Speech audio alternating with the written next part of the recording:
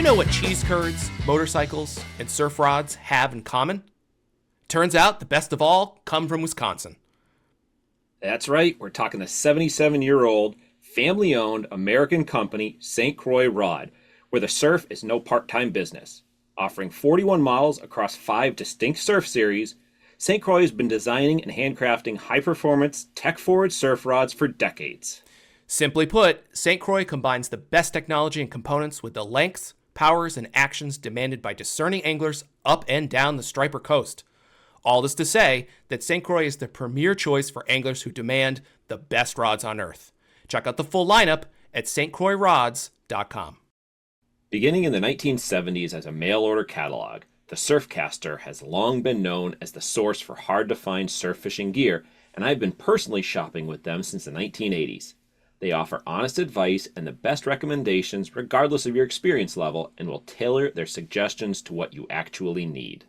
As you would expect from a business that's been serving the surfcasting community for 50 years, their prices are competitive and delivery is always quick and secure.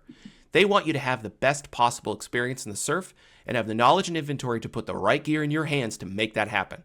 So check out the Surfcaster at www.thesurfcaster.com, and if you're in the area, stop into their brand new brick and mortar store in Shelton, Connecticut. Here we are again, another episode of the Surfcast Podcast, your only weekly surf fishing podcast. Toby, we are it. We are the weekly surf fishing podcast. This is the Surfcast Podcast. Today, we are going to be talking about fishing bowls. And when I came up with this topic, because it was me who kind of pitched it, I had an idea in my head about what we were going to talk about.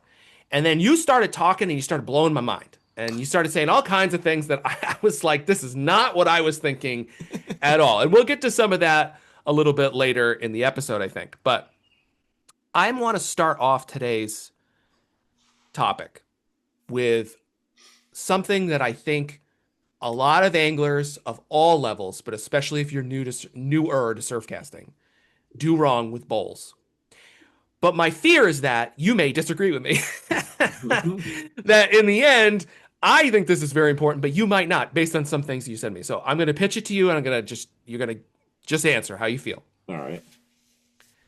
I think, with very few exceptions, which I'll tell you afterwards, that the wrong way to fish a bowl is to cast directly into it. So you mean like fish the middle of it, the big open space of it? Cast directly into the bowl. No, I agree. That's the wrong way to fish it. Why? Well, if it's a sand beach, yes, that's the wrong way. That's why I would not be fit. I generally don't target the wide open expanse on a sand beach. But if it's a rocky bowl, I might give it more. Might give it more in the meat, the body, if there's something in there, some sort of structure. Because in my experience is sand bowls are more bowl shaped. They're just kind of that bowl and a hole in the middle, and the deep is in the middle, and there's nothing there but more water. But in some of the rockier ones, there can be structure. There can be the rip line, and there can be just stuff going on in there that can hold the fish. So I guess I'm not totally opposed to that statement, so long as there's the caveat instead of it just being the blanket of the middle is the main body of the bowl is the worst. Well, and I think that's what I thought you might say based on what we were talking about. I think, though, you're getting already to something that I think should be the meat of the episode, because I think it's so interesting, because for me, it was a little bit foreign. And that's that when I think of a bowl, I think of a deep semicircular or half circular spot on a sand beach. I mean, that's the only place my mind went to. Like I did not think about anything else, but I'm picturing in my mind, a bar that comes out and there's a deep spot on one side of it and it drops off into it, and you got a bowl and maybe there's a little bit of gravel in it or something like that. It's a bowl. But then you started talking about the fact that bowls are really important to your other spots, like other types of structure beyond just a big sand beach. So whatever you're willing to talk about with that, I'd love to hear it more. Yeah, so I mean, with the sand side, yeah, if if I'm planning on fishing sandy beach, wherever that may be, because there's sand beaches up and down the coast, I am looking for bowls. I'm looking for, because that's part of your structure. You know, the sandbars, the bowls, that's the more visible structure. It's, if you have a good beach, hopefully you're going to have some of that. So it's sort of something to focus on, something to work off of, work out from, etc. It's like, you know, a waterside landmark. But I really think, as I was thinking it through too, like dissecting this, coming up with some answers, some things to discuss, I started thinking about, well, I don't fish the sand beaches. Majority of my season is not on sand. The majority of my season is fishing on rocks. And I have bowls within those spots. Because as I described, you know, there'll be spot X. Let's just say I'm working my logbook and I'm putting an entry in, fished spot X last night. And when I reference what I did in my descriptive part, the notes section of my log, I'll say, you know, I started at the point and had this action, and then I moved into the middle bowl, and this happened, and that's where I got into some fish, and then the lower bowl. So I started thinking it through. I'm like, well, I actually have bowls relating to the hard structure, the rocky places that I'm fishing. And I started thinking it even further and realized that I don't necessarily look for bowls. Meaning, if I'm trying to if I'm looking for a likely spot, or I'm thinking, you know, that area might be good to, you know, might be a productive surf fishing spot.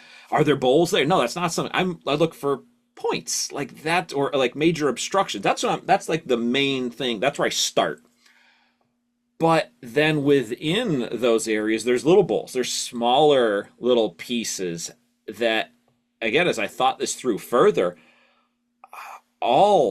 if not just about all of my spots on the hard structure, the rocky locations, have little bowls. Anywhere from, you know, 100 yards long to a couple hundred yards to, you know, something that can take a whole tide to fish through.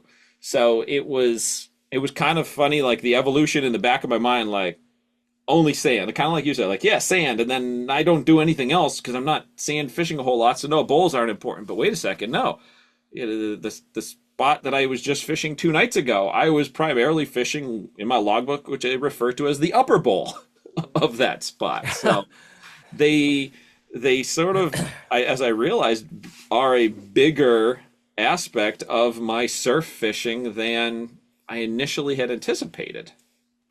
So you said that you don't look for them, that you're really looking for points and, you know, current and like whatever else.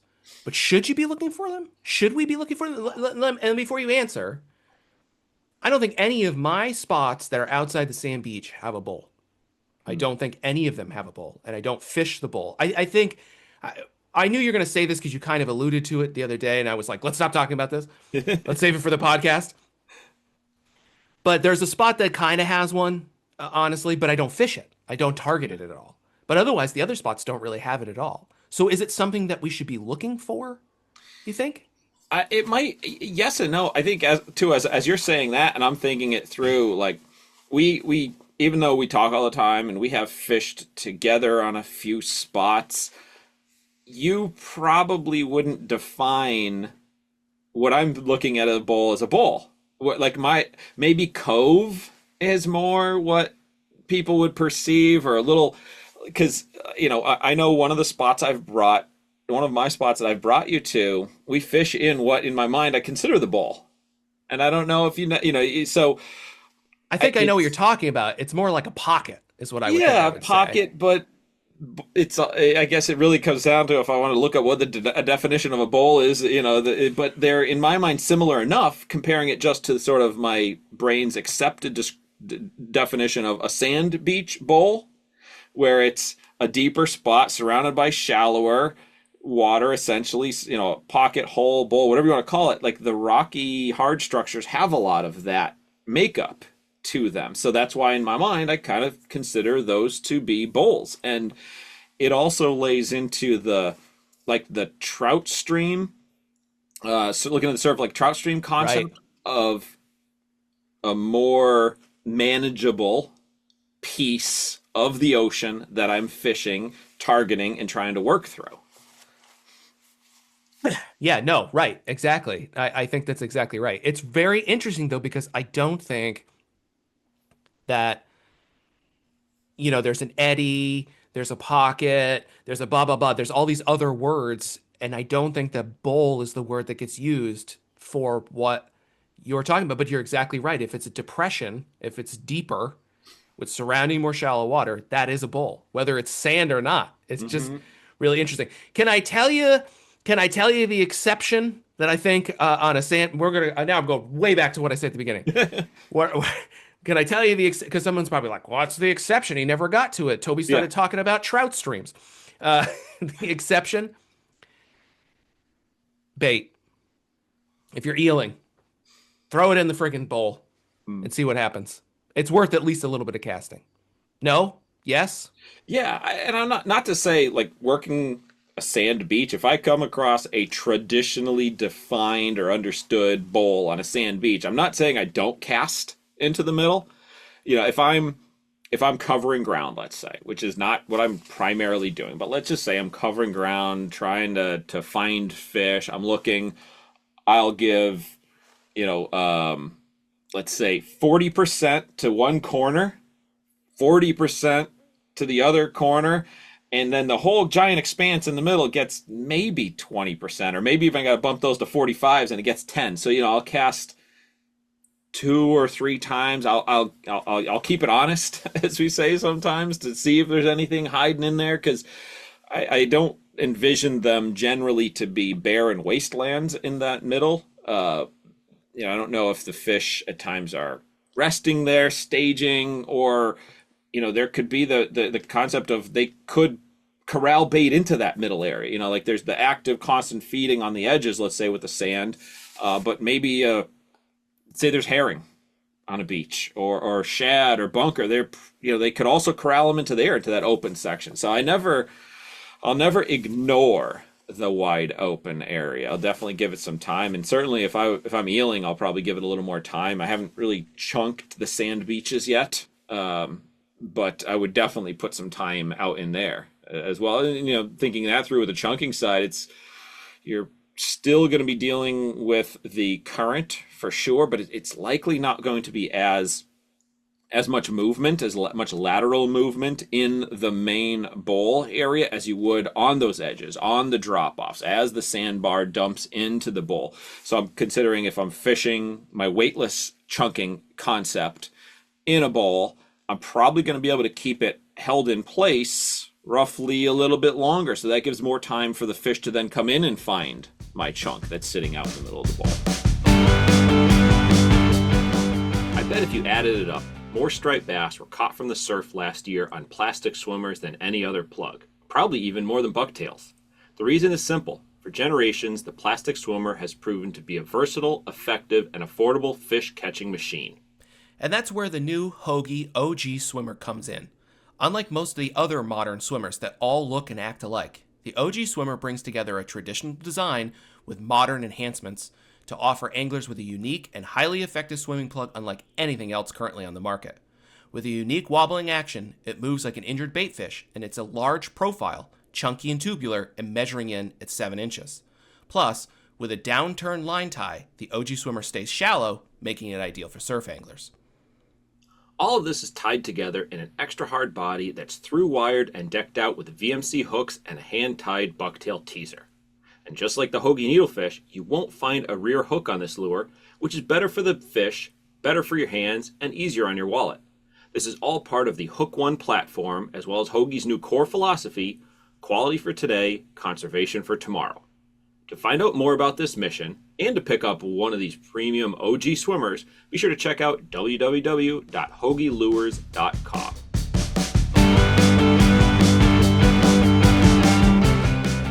So you just said something that's interesting when you were just talking about your chunking, about how you might sort of toss it into the middle because the edges, there might be more water movement. Mm-hmm. I actually think I can't let this episode go by without specifically stating what I think is one of the most effective ways to fish a bowl. And I have two ways that I really like to fish bowls. And again, I'm with you about like one side, other side, middle, all of that. Although I would say I'm like 47% one side, 47% the other side, and then the tiny fraction in the middle. And honestly, sometimes I'll walk right by. I will walk right by. I might give it one cast, but I'll walk right by because on the beaches that I fish, they tend to be dead zones. Yeah. Also, there tend to be very big, scary, teethy things in there that the bass don't want to be near. So I wouldn't feel if I was moving, even if I was moving, I still wouldn't feel right if I didn't make at least one. Just one cast. I'd have to go one corner, one middle, one corner, next one. well, and that's interesting too. We're getting off topic here, but that's interesting too because I think in our conversations about fishing the sand beaches, we have a little bit different approaches. I think that you like to survey and sort of cast and be methodical, and I burn by stuff. And Yeah. I'm like looking for that big thing to sit on for X period of time and then sit on the next big thing for X period of time. And we both end up walking a lot, but I think I end up walking more sometimes. Yeah. For sure. But one of the ways I like to fish bowls, and I was thinking sand, but if I wasn't thinking about sand, even if I was thinking about rocks, I think this might even play more. And that is that I want to be fishing the water movement rolling into a bowl. So I want to be fishing the water that's flowing into it. And I don't mean like a river, but it's usually some kind of like a sweep. Well, it could be though. It could be like a tidal water movement from, a trough further down or whatever. But in a lot of the places I fish, it's shallower water that drops off pretty steeply deep into the bowl.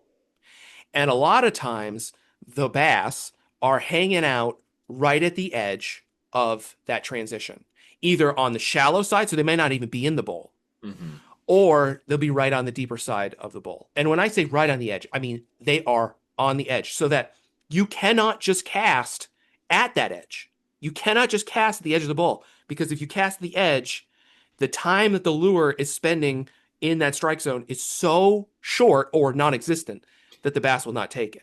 You have to toss it up into the shallow, up into the current, up into the point, up into the whitewater, whatever it is, and let it sweep, let it fall, let it pull it, reel it, retrieve it, whatever you need to do into that area at the edge of the bowl.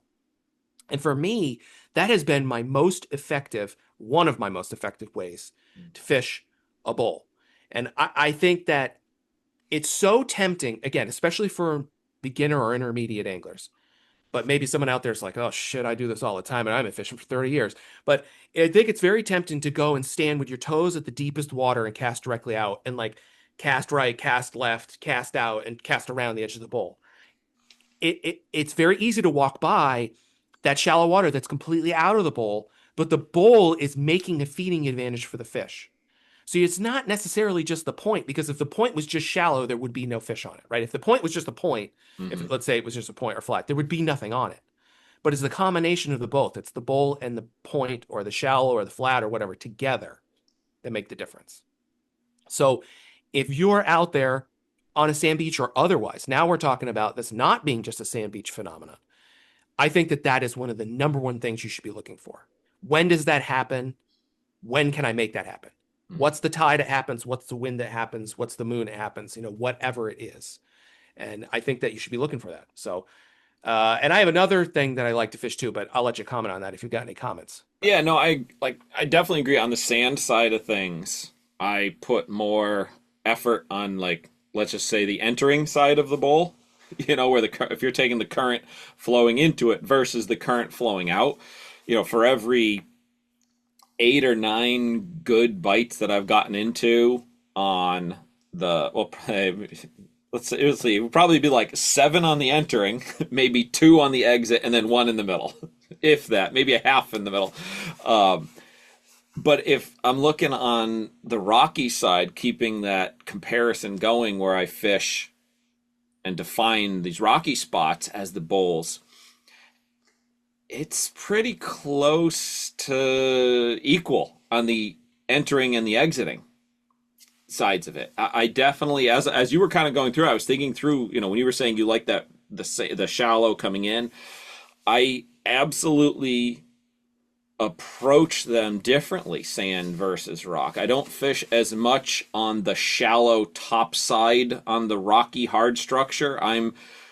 I might land on that, but I'm not anticipating very much going on the shallow side entering. And then on the exit side, the same thing. I'm not anticipating very much occurring once I get into the shallow side of it. It's more the transition, the wall coming down, or the wall coming up, depending which way the current's going. Assuming all things considered that the rock bowl is like a sand one where there's not too much, because I do have some of those where there's a rocky bowl and there isn't too much in the middle. The meat of it is on the edges, and even in those, it's that transition that I do my best, and I still give it I still keep, as I referred before, I keep that honest on the flat, and I keep the middle honest, and the flat shallow on the outside. But for whatever reason, I've just found maybe being able to fish it more effectively, or whatever the case may be, or that's how the striped bass orient themselves or relate to it, is that I've not done as much on that shallow. But the sand side, certainly, I've had fish, like you're saying, when I'm fishing a sand beach, I'm anticipating a hit anywhere when I'm on the sand. It could be on the top, it could be on the edge, or it could be as it's dumped in. Whereas on the rocks, I'm like, I'm just putting it there in case, but I'm not really so much anticipating the hit coming in that stretch. It's more often once it gets in.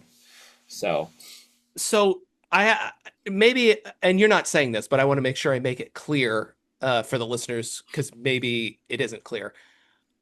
I like that incoming, but it's not the only place of the bowl that I like. Mm-hmm. It's not just that shallow. I like when I'm fishing. You really got me thinking, Toby, because now I'm trying to think like, oh man, maybe that is kind of a bowl where I fish this rocky place, blah blah blah.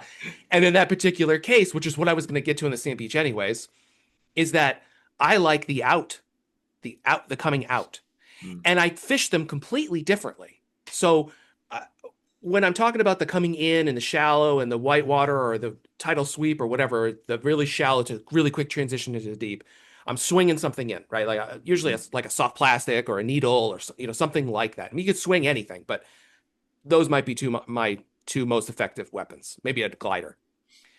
On the outflow side of it, although that's probably not the right term, but on the outside of it, I often throwing something out and swimming it back into the bowl.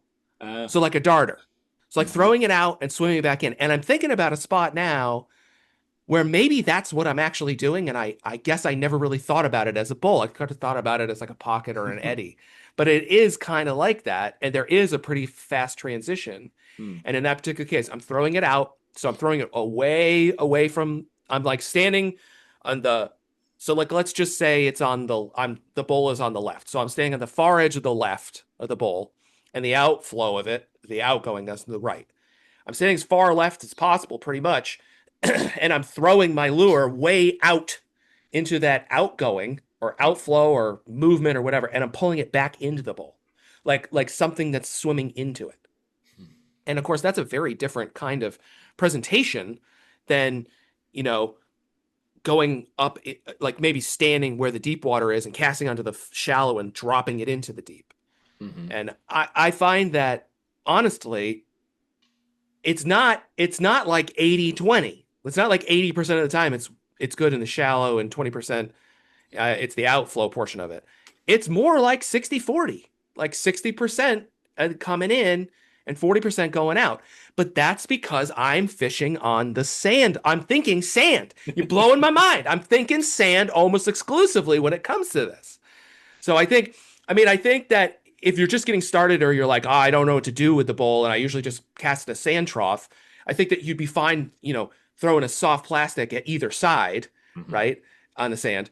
Yeah. But it gets a lot more complicated in the rocks. It gets a lot more complicated in the rocks, I think. Yeah, no, certainly. And thinking through what lure selection gets quite different for a variety of reasons. And I'm going to try to figure out if I have any rock bowls where, like you said, on the exiting flow, I can essentially replicate bait fish swimming against the current and coming into it. I want to see if I can set that up somewhere to see what might happen. really interesting. Well, this did not go the way I thought it was going to go. There was a lot of things in here that I didn't expect. So I hope that it was a little unexpected for everyone else listening as well, and that you learned a little something, and that you will join in again on the next episode of the Surfcast Podcast.